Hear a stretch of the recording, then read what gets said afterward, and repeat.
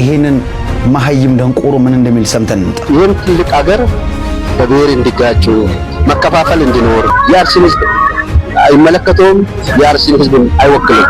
ኢትዮጵያ ውስጥ የሃይማኖት ጦርነት እንዲጀመር እየገፋፋ ያለው ማን ነው?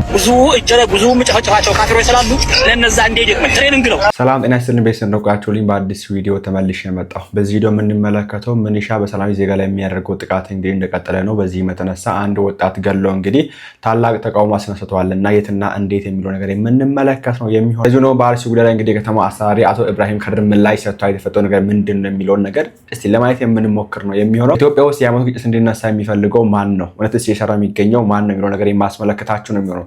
ላይክ እና ሼር ማድረጋችሁን ሀሳባችሁን በኮሜንት ላይ ማስፈራችሁን እንዳትረሱ። በመጀመሪያ በአርሲ ጉዳይ ላይ የአርሲ ከተማ አስተዳዳሪ እንግዲህ አቶ ኢብራሂም ከድር የሰጠው ምላሽ ከማየታችን በፊት ሚሊሻ ያው በተለያየ ሰዓት እንግዲህ በተለያየ ቦታ ላይ ዜጎች ላይ ንጹሃን ዜጋ ላይ ጥይት እያርከፈከፈ ቀጥሏልና ይሄን ሰለፍ ተመልከቱ።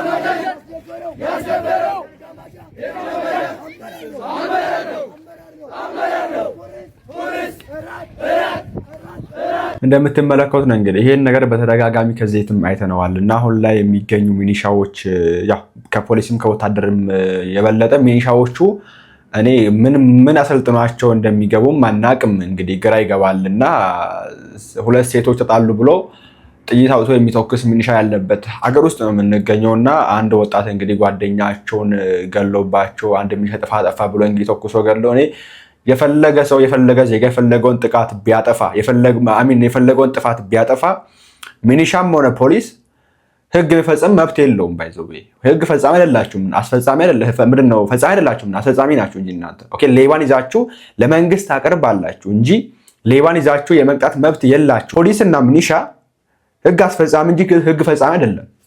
እንደምትመለከቱት እንግዲህ ኢትዮጵያ ውስጥ እንደምናውቀው እንግዲህ የሞት ፍርድ በዛም አንሰማም። ነገር ግን በዚህ መንገድ ጥፋት ጠፋ ብሎ ህግ እየፈጸሙ የሚገኙ ሚሊሻዎችን የተመለከተ የምንገኝ እነዚህ ወጣቶችን አስመልክቶ እንግዲህ ያው መንግስት እኛ እናጣራለን ምላሽ እንሰጣለን የሚል ነገር ይዞ እንግዲህ ሰልፍ ምንድነው ስብሰባ ነገር አድርገው ነበር። ነገር ግን ወጣቶቹ እምቢ እንዳሉ ነው የሰማነውና አሳልፋችሁ ስጡ ነው ሚሊሻው ያሉ የሚገኙ ወጣቶቹ አይ ቲንክ በአንድ ሰው ሞት ብቻ የነ ያክል ይራሉ ብዬ አላስብም። በተደጋጋሚ ሲደረግባቸው ነው እንግዲህ እንደምንሰማው ከሆነ እታችንን ገለውብናል፣ ወንድማችንን ገለውብናል ያው ሲናገሩ እንሰማለንና በተደጋጋሚ የተደረገ ነገር ይመስለኛልና አሁንም ቢሆን እንግዲህ መንግስት በዚህ ጉዳይ ላይ ጥናት ማድረግ አለበት። ዝም ብሎ ሚሊሻ በቃ ከተማ ውስጥ ስለሚዘዋወርና ህዝቡ ስለሚፈራው ብቻ እኔ እንጃ ደጋሚ መታየት ያለበት ይመስለኛል። ትልቅ እልቂት ነው የሚያስነሳውና ደጋሚ መታየት ያለበት ይመስላል። ትዝ ካላችሁ እንግዲህ ከአንድ ወርም አልፎ አልሞላም ብዬ አስባለሁ። እንግዲህ ከአንድ ወር በፊት እንበልና አዲስ አበባ እንግዲህ እንደምታስታውሱት አንድ ፖሊስ የሆነ ወጣት ገለው ሰልፍ ወጥቶ ነበር አዲስ አበባ ውስጥ በቅርቡ። ዘን መንግስት እንግዲህ እርምጃ ወስደበታለሁ፣ ሰውየውን የፈለግኩ ነው ያለሁት ይዤዋለሁ አለ። ምን ተወሰደበት? ምን ተቀጣ? ከስራው ተባረረ፣ ታሰረ፣ ተፈረደበት?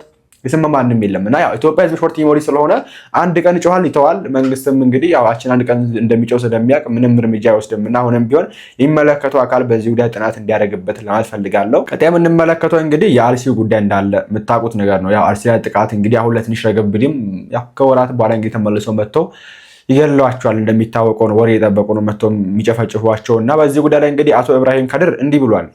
ይህን ትልቅ አገር በብሔር እንዲጋጩ መከፋፈል እንዲኖር ጥርጣሬ በህዝብ መሃል እንዲኖር አልፎ አልፎ በሚዲያ የሚሰሩ ነገሮች የአርሲን ህዝብ አይመለከተውም፣ የአርሲን ህዝብ አይወክልም።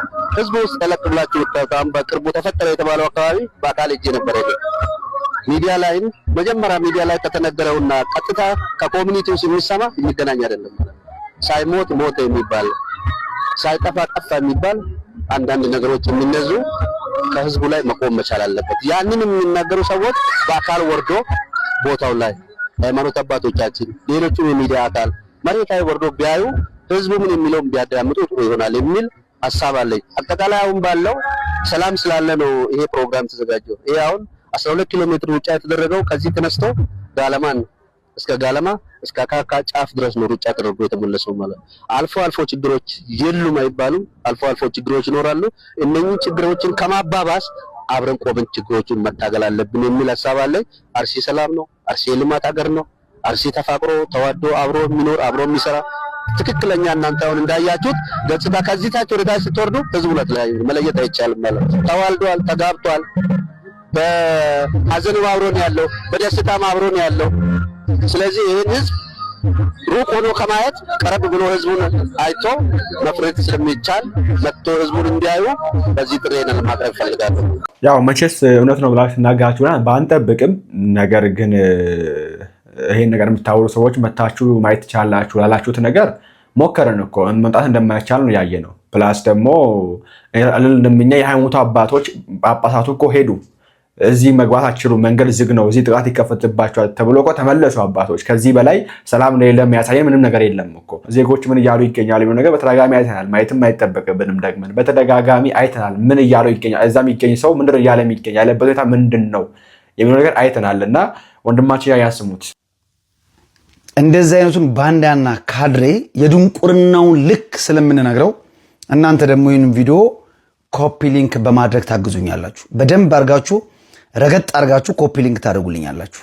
ይሄንን መሀይም ደንቆሮ ምን እንደሚል ሰምተን እንጣ። ይህን ትልቅ አገር በብሔር እንዲጋጩ መከፋፈል እንዲኖር ጥርጣሬ በህዝብ መሃል እንዲኖር አልፎ አልፎ በሚዲያ የሚሰሩ ነገሮች የአርሲን ህዝብ አይመለከተውም፣ የአርሲን ህዝብ አይወክልም። ህዝቡ ውስጥ ተለቅብላችሁ በጣም በቅርቡ ተፈጠረ የተባለው አካባቢ በአካል እጄ ነበር። ሚዲያ ላይ መጀመሪያ ሚዲያ ላይ ከተነገረውና ቀጥታ ከኮሚኒቲው ሲሰማ የሚገናኝ አይደለም።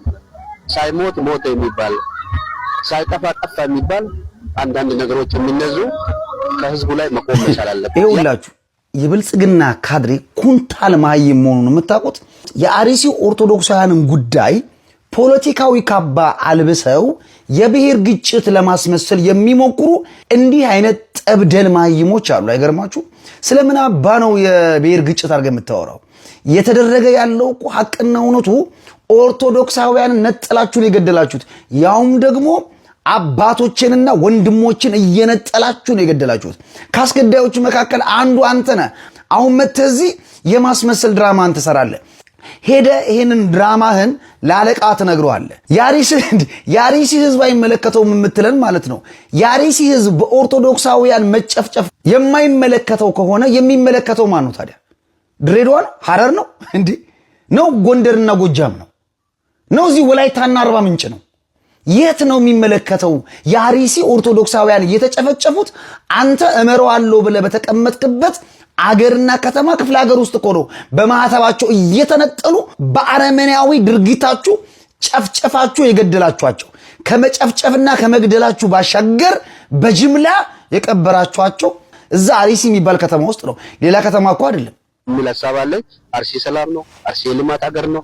አርሲ ተፋቅሮ ተዋዶ አብሮ የሚኖር አብሮ የሚሰራ ትክክለኛ እናንተ አሁን እንዳያችሁ አቡ እንደው ፈጣሪ አምላክ ማለት ነው ሰላምን ይንሳው፣ ሰላምን ነስቶ ያሳየን። አንተ እንዴት አድርገህ ነው የምታለቀልቀው? ምን አለበት እነዚህ የአርሲ ኦርቶዶክሳውያን እናት አባት ወንድሞቻቸውን በአንድ ቀን አጥተው የቀበሩ የነዚህ ምስኪን አምላክ ማለት ነው። አንተ ቤት ደግሞ እማትነቅለው ድንኳን ይትከልብ የማትነቅለው የማታባራው እየየ በቤተ በጓዳ ይግባ። ያኔ ነው ህመሙ የሚገባ ያኔ ነው ስቃዩ የሚገባ። አለበለዛማ ምንም አይሆንም። ምክንያቱም ካንተ ወገን የሞተብህ የለም። ስለዚህ ስለምን ሰላም ነው የምታወራው እንዴ? ሰላም እንዳልሆነ እኮ አንተ የምታለቀልቅለትና የምታሻረግድለት መንግስት በአካባቢው ፍጹም ሰላም እንደሌለና ወንበዴዎች እንዳሉ ሽፍቶች እንዳሉ አድርጎ ነው የነገረን።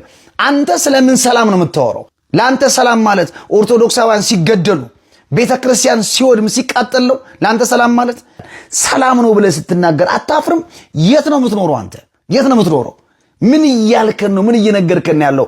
12 ኪሎ ሜትር ሩጫ በሰላም ተጀምሮ በሰላም ስለተናቀቀ አርሲ አካባቢ ሰላም ነው ትላለህ?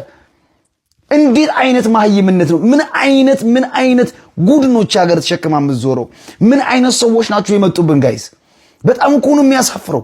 በጣም ነው የሚያቆስለው የሚያበግነው ማለት ነው። ነገሩ ሰዎች በአካል ወርዶ ቦታው ላይ ሃይማኖት አባቶቻችን ሌሎቹ የሚዲያ አካል መሬት ላይ ወርዶ ቢያዩ ህዝቡ ምን የሚለውን ቢያዳምጡ ጥሩ ይሆናል የሚል ሐሳብ አለኝ። አጠቃላይ አሁን ባለው ሰላም ስላለ ነው ይሄ ፕሮግራም ተዘጋጀው። ይሄ አሁን 12 ኪሎ ሜትር ሩጫ የተደረገው ከዚህ ተነስቶ ጋለማን እስከ ጋለማ እስከ ካካ ጫፍ ድረስ ነው ሩጫ ተደርጎ የተመለሰው ማለት። አልፎ ችግሮች የሉም አይባሉም። አርሲ የሰላም ሀገር ናት። የፍቅር የመከባበር የአንድነት ህሴት አላት ምናምን እያልክ የፖለቲካ ፕሮፓጋንዳ ነው የምታወራው። አርሲ ሰላም ናት ማለት ኦርቶዶክሳውያን ተነጥለው እየተጨፈጨፉባት እየታረዱባት አብያተ ክርስቲያናቷ እየተቃጠሉ አንተ ምን ትላለህ? አርሲ የሰላምና የፍቅር የመተሳሰብ ተምሳሌት ናት። እውነት ለመናገር የአቶ ኢብራሂም ካድርን ንግግር ጭራሽ የሚያባብሰው ያው በከና ከጀምሮ አርሲ ላይ ሩጫ የተዘጋጀበት ምክንያት ከዚህ በፊት ሩጫ እዛ የሚደረግ ሆኖ ወይ ደግሞ ካሁን በኋላ የሚደረግ ሆኖ ሳይሆን ያው የሰሞኑ ነገር ለሚዲያ በሰሞኑ ነገር ጉዳይ ላይ በሚዲያ ፕሮፓጋንዳ ለመስራት ነው። ሀገሪቷ ሰላም ለማለት ነው ተደረገ ሩጫው። ይሄ ሀገሪቷ ሰላም ናት አሉና አርሲ ላይ የሆነ 12 ኪሎ ሜትር ሩጫ ማድረጉ በራሱ ሰላም እንዳለ አያሳይም። እውነት ለመናገር አቶ ኢብራሂም ካድር ውሸት የተናገረ እንደሆነ ከሚያሳዩ ነገሮች መሃል አንዱ መንግስት ራሱ ሲናገር በጠቅላይ ሚኒስትር ደረጃ እንኳን ሲናገር ይሄ ነገር ሲወጣ መግለጫ ሲወጣ በዚህ ጉዳይ ላይ በቦታው ሽፍቶች አሉ ብለዋል። ኦነግሻን የተባለ ሽፍታ አለ ብሎ ነው ያወጣው መንግስት ራሱ ከተላለ ባለስልጣን ስንጀምር። ኢብራሂም ግን ኧረ ሰላም ነው ይላል መጥቶ። ያው ይሄ ብቻ አይደለም ባይዘው አቶ ኢብራሂም ካድር ይሄን ቪዲዮ ታስታውሳላችሁ አይደል? ሻሸመኔ ነው ይሄ ነገር ኦርቶዶክስ በመሆኗ የ9 ወር ጽንስ ወዷ ይዛገለዋል አርገዋል። አሟሟቱ በጣም ያሳዝን ነበር ወንድሜ። በጣም ተጨፍጭፏል። በዚህ ጋር በሚስማር ተመቷል። በዚህ ጋር ተወግቶ ተቆርጧል።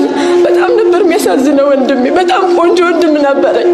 በጣምም ልጅ ነው ኢቭናሉ ልጅም ነበረ እና ርቦት ነው ምግብ ስጪኝ ሲለኝ እንኳን ልሰጠው አልቻልኩም በሰዓቱ።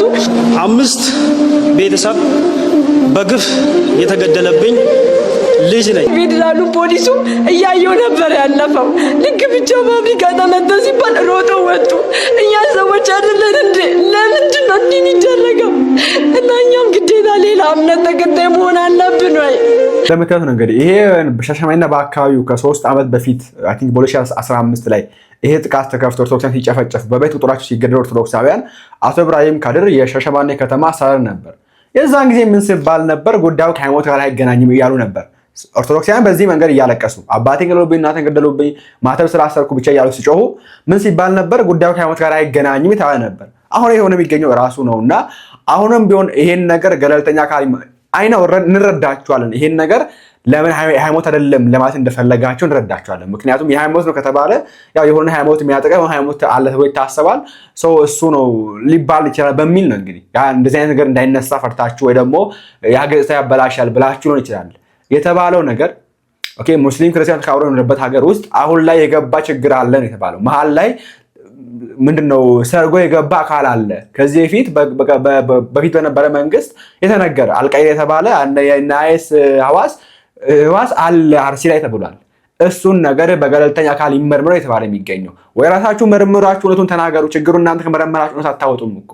ኢሳማ እኮ ለምርመራ ሄደ ወደ አርሲ መርምር ያለው አለ አልሄደም እኮ ገና ከጀምሮ። ምክንያቱም እንዳልሄደ የምናውቀው ምንድነው አባቶች ሲሄዱ ኢሳማ ምንድነው ወደ አርሲ መጓታችሁን ተብሎ ተመለሱ። አባቶች መጓታችሁን አርሲ አስኮ መጓታችሁን ተብሎ ተመለሱ። ኢሳማ ግን እጄ መጣው አለ። እንዴ ነው የምትሄዱ አንተ?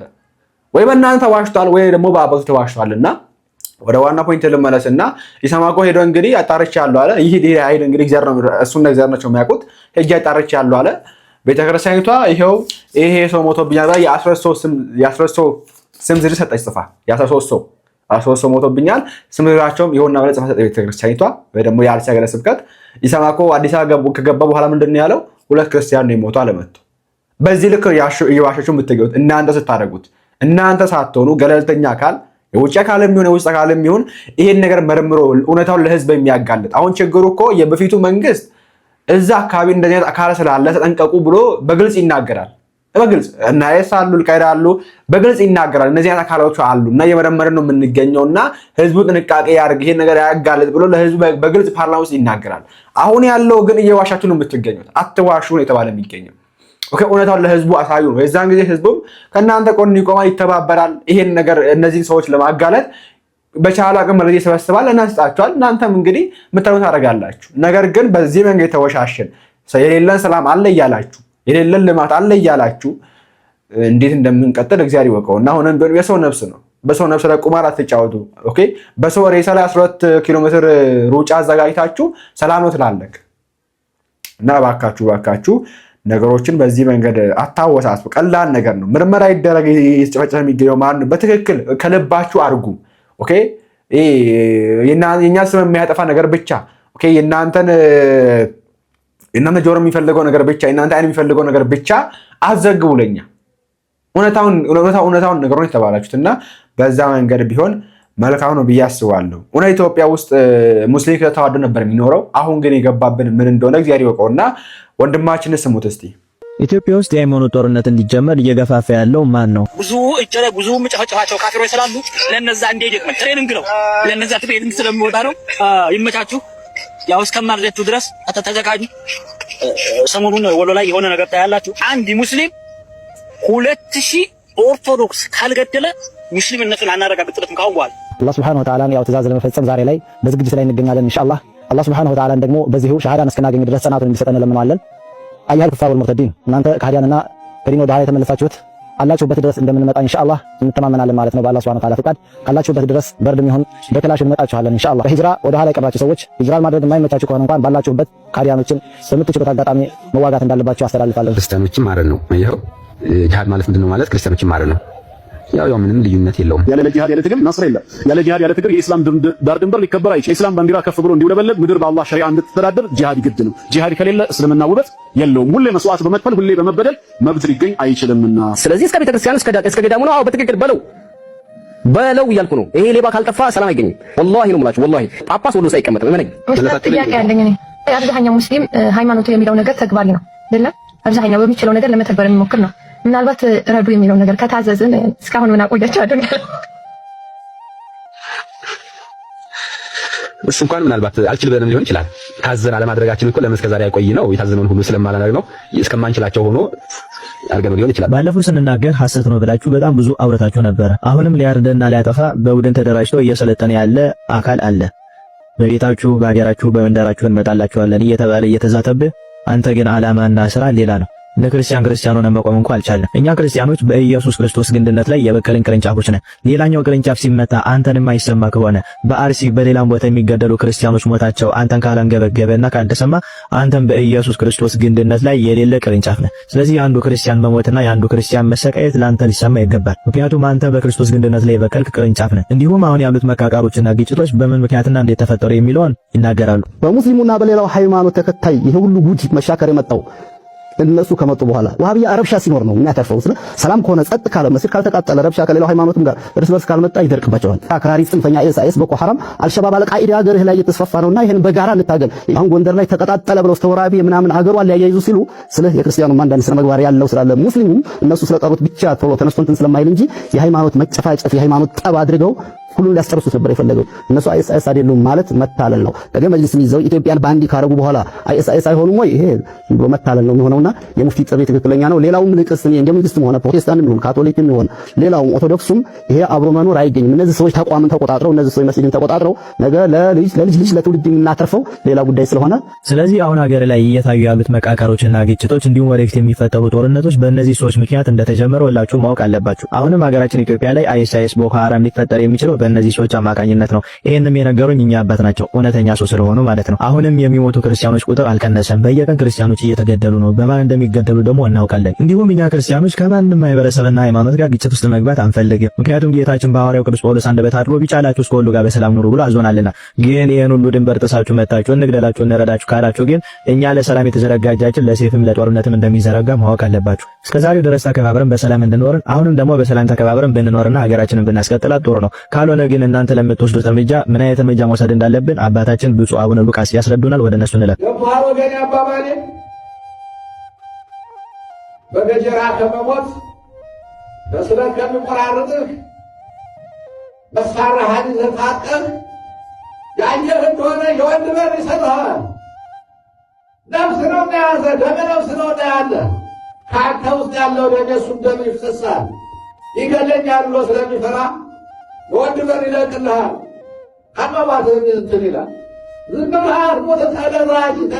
ተደራጅ ነው የሚለው ወገኔ። የፈሪ ሞት አትሞት። የፈሪ ሞት መሞት በጣም አስከፊ ነው፣ ደስ አይልም። የአባታችን ቡራኪያቸው ይረሳን፣ በረከታቸውም ይደርብን። እንዲሁም እንደዚህ አይነት አባቶችን እግዚአብሔር ያብዛልን። አሁንም ተኝተ ያለ ክርስቲያን ንቃ፣ አገርን፣ ቤተክርስቲያንን፣ ቤተሰብን ጠብቅ። አለበለዚያ መጥፋት ነው። ባለበት ተደራጅተህ አገርን፣ ቤተክርስቲያንን፣ ቤተሰብን ከዚህ ክፉ አውሬና አዳኝ ጠብቅ። አሁንም መጣችሁ ደግሞ ይሄ ነገር ውሸት ነው ብላችሁ ማስተባበያ የምትሰጡ ብዙ ሰዎች እንዳላችሁ የታወቀ ነው፣ ከኛ ከክርስቲያኖችም እንዲሁም ከነዛ ወገን ማለት ነው። ግን መልሱ ምንድነው? የእናንተ መገለጫችሁ ይሄ ነው። የዋሃብያ ታርጋው ምንድነው ካልክ መዋሸት ነው። ስለዚህ የእናንተ ማስተባበያ አንሰማም። እንዲሁም በእነዚህ ሃይማኖት ውስጥ የምትገኙ አባቶች ልጆቻችሁን ብትመክሩና አሁን ያሉበት መንገድ ጥሩ እንዳልሆነ ብታስረዷቸው ጥሩ ነው። አለበለዚያ ግን እናንተም የገፈቱ ቀማሽ እንደምትሆኑ እንዳትዘነጉት። የአባቶቻችንም ልጆቻችንን አንቆልን በየአደባባዩ በየቤተክርስቲያኑ ሰላም ፍቅር እያላችሁ ከምትሰብኩ ይልቅ አሁን የመጣበትን ጦርነትና የታዘዘበትን አዋጅ እንዲያውቅና ራሱን እንዲጠብቅ እንዲደራጅ ብታደርጉ መልካም ነው። ወጣቶች ባላችሁበት ጠንቀቅ ነቃ ብላችሁ ራሳችሁን ጠብቁ። ለሀገራችሁና ለቤተክርስቲያናችሁ ያላችሁ እናንተ ናችሁና እግዚአብሔር አገልግሎታችንን ይባርክልን። ኃይል እግዚአብሔር ነው፣ ሰይፍ ጌዲዮን ነው። ይቆያል። ይሄን እንግዲህ የመረጃ ትንሽ የለውም ይባላል እና እነዚህ መረጃዎች ይዛችሁ ይሄ መሃል ላይ ገብቶ ህዝቡን ለመበጥበጥ ሀገር ለማበላሸት ኦኬ ሆን ተብሎ ባይዘው ሀገር እየጠቀሙ ያለ የመሰሉ መንግስትን እኔ አሁን ላይ ችግር የሆነብን አንዳንድ መንግስት ውስጥ ገብተው የሚገኙ ህዝቡን የማይሰሙ ሰዎች ናቸው። ኦኬ ህዝቡንም አይሰሙም። የበላይ የሚገኙ አካላትም ህዝቡን እንዲሰሙ አያረጓቸው። በቃ እነሱ የሚፈልጉትን ያሰሟቸዋል ማለት ነው። እንደዛ አይነት ሰዎች አሉና እነሱን ተውና ህዝቡ ጋር ወርዳችሁ እኛን ስሙ ነው የተባለ። ህዝቡን ስሙ፣ እውነታውን ስሙ ነው። አቶ ኢብራሂም ከድር ከስልጣኑ እንዳይነሳ መቼስ ምዛም ቦታ አለ ብሎ አይናገርም። በቃ ባጭሩ ችግር የሆነ ነገር ይፈጥርበት ያውቃል። እና አሁንም ቢሆን የመጃ ትንሽ የለምና ይሄን ነገር ወስዳችሁ ቼክ አድርጉ። እስላም ክርስቲያን ለማበጣበጥ ለማጫረስ ሀገሪቷን የጦርነት ሀገር ለማድረግ ኦኬ እንደ ሱዳን ለማድረግ እንደ ተለያዩ ሀገራት እንደ ሶሪያ ለማድረግ ቆርጦ የተነሱ የሰለጠኑ የሚገኙ ሰዎች እንዳሉ በቪዲዮ እኮ ወጣ እኮ። እኔ ከዚህ በላይ ምን እንደሚፈልግ እነሱን አካላት መርምሮ ደርሶ እነሱን አካላት አስወግዶ በሚቀጡበት መንገድ ቅጣት ተሰጥቶ ሀገሪቷ ሰላም መስበክ ነው የሚሻለው ወይስ ደግሞ እነሱ እያሉ አየሉም እናንተ በቃ ነው ውሸት እየዋሻችሁ ነው ማለት ነው? እኛ እያየን ሬሳ እያየን ሰው አልሞተም ትላላችሁ። ሰው እያለቀሰ እያየን ሰው አልሞተም ትላላችሁ። እንዴት ይሆናል? ጦርነት እያየን ሀገር ሰላም ትላላችሁ። እንዴት ይሆናል? ኦኬ ያለውን ነገር ከስር የጸዳ ቢል መልካም ነው ብዬ አስባለሁና ለሁለት ነገር ነው የመጣሁት። እስኪ ቪዲዮ ሸርና ኮፒ ሊንክ አድርጉት። እያስጠፉት እኮ ነው መከራ የሆነ። እንዲሁ የመጀመሪያው ጥያቄ በኦሮሚያ ክልል ውስጥ አርሲ፣ ሽርካ፣ ወለጋ ምናምን በሚባለው በአጠቃላይ ለተከታታይ ዓመታት የተደረገው ጭፍጨፋና ግድያ እስከ ትናንትናዋ ቀን ድረስ ዛሬም ሊኖር ይችላል። በየቀኑ የሰው ልጅ ሞታል። የታወቀ ነገር ነው። ለዛውም በአሰቃቂ ሁኔታ የምናየው ነገር ስለሆነ ማለት ነው። ምንም ማስረጃ ምናምን ገብቶ ቪዲዮ ማየት ነው። 20 ሰው 30 ሰው አንድ ጊዜ ሲቀበር ማየት ነው። ይሄ ሁሉ ጭፍጨፋ ይደረጋል። ይሄ ሁሉ ሞት አለ። ይሄ ሁሉ እንግልት አለ። ይሄ ሁሉ ወጥቶ አለመግባት አለ። ይሄ ሁሉ ስደት አለ። ይሄ ሁሉ ቤተክርስቲያን እስከ መቃጠል ደርሷል። ይሄ ሁሉ መከራ አለ። ይሄ ሁሉ ነገር አለ። እስኪ እንግዲህ አዳምጡኝማ። እነዚህ ሰዎች የሚሞቱት ከእንጨት ነው ወይ የተፈጠሩት ነው የኔ ጥያቄ። አሁን አገር ውስጥ ያሉት ቤተ ዘመዶቻቸው ችግር የለም እስር ስለሚጠብቃቸው ዝም ይበሉ። የተናገሩት መምህራንም ጨለማ ቤት ውስጥ ታስረው ስላለ እኔ እንደው የመጀመሪያው ጥያቄ ከኢትዮጵያ ውጭ ያለ ቤተ ዘመድ የለንም። እነዚህ ሰዎች ከእንጨት ነው ወይ የተፈጠሩት? እንዲሁ ሃይማኖቱን የቀየረ ሆኖ ከቶ ዝም ብሎ ነው እላለሁ አንዳንድ ጊዜ። እንዲሁ ሃይማኖቱን ቢቀይርስ እንኳን ስጋ ዝምድና ያለው የለንም። የተማረ ሰው የለንም በዛ አካባቢ። ይህ ጉዳይ አሳስቦት እንቅልፍ ነስቶት ቁጭ ብሎ ለምንድነው የሰው ልጅ የሚሞተው እያለ የሚያስብ የለንም። እኔ ይገባኛል በእውነትም እንቅልፍ አልባ ባድር ክርስትናዬ ስለሆነ ይዞኛል ማለት ነው። በክርስትናቸው ምክንያት እየሞቱ ያሉት እኔ የሞትኩ ያህል እናትና አባቶች እዛ ውስጥ የሞቱ እህቴ ምናምን የሞተች አድርጌ ስለማስበው እንቅልፍ አጥቼ ነው ያለሁት። እኔ አሁን እንቅልፌ አልተኛም። 20-30 ሰው አንድ ጊዜ ሲቀበር እያየሁት በክርስትናው ምክንያት ታርዶ በ21ኛው ሴንቸሪ እኔ እንደው ቤተ ዘመድ የለንም፣ እንደው ዘመድ የለንም። እንጨት ነው ወይ የተፈጠሩት እነዚህ ሰዎች ይላሉ አንዳንድ ጊዜ። ሁለተኛው ጥያቄ ደግሞ አሁን አንተ ቤተክርስቲያን የምታስተዳድረው ሰውዬ የምትፈርመው ቤተክርስቲያን ልትመራ የተቀመጥከው በስልጣን ደረጃ ያላችሁት ከላይኛው መዋቅር እስከ ታችኛው ድረስ ህንፃ የምታቆሙት በየከተማው ምናምን አሁን እግዚአብሔር እንግዲህ ይህን ህንፃ ሰራችሁት አሳምራችሁ ብሎ ነው በኋላ በፍርድ ቀን እንግዲህ የሚቀበላችሁ። ይህ ህንፃው አይሰራ ማለት እኮ አይደለም። አሁን ቤተክርስቲያን አሁን በነገራችን ላይ ክርስቲያኖች ኦርቶዶክሳውያን እየሰማችሁ ነው። የኢትዮጵያ ኦርቶዶክስ ተዋሕዶ ቤተክርስቲያን እኮ ቅን የሆነ አሰራርና ኢኳል የሆነ ዲስትሪቢዩሽን ቢኖር እኮ አይደለም ለኛ ለክርስቲያኖች ቀርቶ ለመላው አፍሪካ እኮ ትተርፋለች። ይሄ እኮ ፋክት እኮ ነው። ለምንድን ነው ግን እኔ በነገራችን ላይ ማለት ነው ይሄ መከራ ካላሳሰበ ምንድን ነው የሚያሳስባችሁ? አሁን በነገራችን ላይ ህንፃ መስራቱ ይደርሳል፣ ችግር የለም። አስቸኳዩ ነገር አሁን እንደዚህ የታረዱት እንደዚህ ተርፈው የተሰደዱት መከራቸው የሚበሉት በየቀኑ ድንጋጤ ይዟቸው ያሉት አሁን እነሱ እንግዲህ በእግዚአብሔር ፊት እንዴት እንደሚካሰሱ ግን አስባችሁታል? ክርስቶስ ነግሮን የሄደው ነገር ነው። ከነዚህ ከተናናሾች ለአንዱ ያላደረከው ለሌላ ያላደረክም ያለው ነው። ይህ እኮ የፍርድ ቀኑ ጥያቄ እኮ ነው። በነገራችን ላይ አሁን ከሊቃነ ጳጳሳት እስከ ታችኛው መዋቅር ድረስ ምናመልጥ ነው የሚመስላችሁ? በቤተክርስቲያን ውስጥ የምናልፍ ሰዎች ይህ ጉዳይ እኮ መጽደቂያችንም መኮንኛችንም እኮ ነው። በእኛ ዘመን ያለ እኮ ነው ይሄ። እነሱ ስለ ስሙ መከራ እየተቀበሉ ነው ያሉት። እኛ እኮ የተመቻቸ ቦታ በተለይ ያለነ በጣም እኔ በነገራችን ላይ በቪአይፒ ደረጃ ለፍርድ የተዘጋጀ ነው የሚመስለኝ። በተለይ በዚህ በአውሮፓ ምናምን በአጠቃላይ ከኢትዮጵያ ውጭ ያለን ሰዎች ምግብ በልተን የምናድር ምናምን የተስተካከለ አልጋ ላይ ምንተኛ ምናምን እኔ አንዳንድ ጊዜ ግርም ነው የሚለኝ። እንዲሁ ቤተ ዘመድ የላቸውም እነዛ ሰዎች ነው የመጀመሪያው ጥያቄ። ሁለተኛው ደግሞ ቤተ ክርስቲያን መቼ ነው እንደዚህ የሚሰደዱትን መከራ የሚበሉትን ህንፃ ስላሴን መስራት የምትጀምረው ነው ጥያቄ። አይበቃችሁንም? ወዳችሁ አልሞላም ኪሳችሁ? አሁንም ቢሆን እኛ ኦርቶዶክሳውያን ነቃ ደንገጥ እንበል። የሚያረካው አካላት ደግሞ ዝም አትበሉ። ይሄን ነገር ለመፍታት ሞክሩ። አደባብሶ ቢያልፉ ባህራ የሚምለው ይባላል የሚመለሱ ነው ይባላል። አዎ እንደዚህ አደባብሳችሁ ያለፋችሁ ነገር የሆነ ቀን ዋጋ ያስከፍላል። ትላንትና የቀድሞ ጠቅላይ ሚኒስትር መለስ ዜናዊ አርሲ አካባቢ እንደዚህ አይነት ነገር አለ፣ ይሄ ነገር አሁን ላይ ትንሽ ኖርማል ቢመስልም ከሆነ ጊዜ በኋላ ዋጋ ያስከፍላል ብሎ ነበር። እስቲ ይሄው ትንቢት በሉት እኮ ይሄው ያስከፍላል ነው የሚገኘውና ይሄን ነገር አሁንም ቢሆን ታጣቂም ገደለ ማንም ከታጣቂ ጋራም ቢሆን ሰርጎ የገባ አካል አለው ያለ የምንገኘው። ኦኬ ማንም ይደል ማንም ይሄን ነገር ለማስቆም ሞክሩ፣ ጥናት ይደረግበት፣ ይሄን ነገር ይመርመር ነው የተባለ የሚገኘው። ለምን እንደሚዋሽ ለምን መደበቅ እንደሚፈለግ እግዚአብሔር ያውቀው። እና አሁንም ቢሆን ይሄን ነገር ይመለከታቸው አካላት በሰላም ለመፍታት ብትሞክሩ ባይደበቅ። ኦኬ ባለፈው እንደተደበቁ አለፈ። ከሁለት ወር በፊት እኮ 50 ኦርቶዶክሳውያን ተገደሉ። በቃ ተደብቆ የሃይማኖት አይደለም ተብሎ አለፈ።